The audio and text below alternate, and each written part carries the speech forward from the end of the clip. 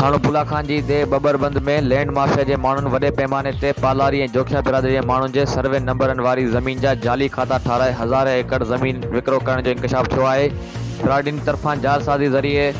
ज़मीन विकिरो कयल जो दे बबरबंद जे 1985 जे मदर रिकॉर्ड में का बि दाख़िला न हुअण बावजूद रिश्वत एवज़ रेवेन्यू जे कामूरनि ज़मीननि जो रिकॉर्ड ठाहे ॾेई मुक़ामी माण्हुनि ऐं ज़मीन ख़रीद कंदड़नि सां वॾो फ्रॉड करण जो इंकशाफ थियो आहे। मिलियल ॼाण मूजिब गुलाम नबी वल्द गुलाब पालारी इन समूरे फ्रॉड में बाअसर धुरीन जो फ्रंट मैन जो किरदार अदा कयो आहे।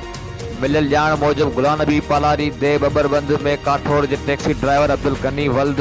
अली मुराद माछी जे नाले 81 एकड़ 20 गुंठा जी जाली दस्तावेज़नि ते इहा ज़मीन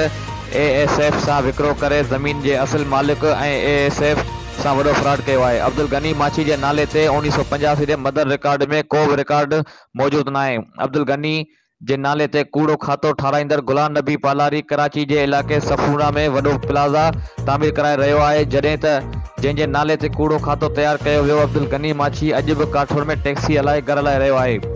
नेब चेयरमैन एंटी करप्शन पुलिस जे IG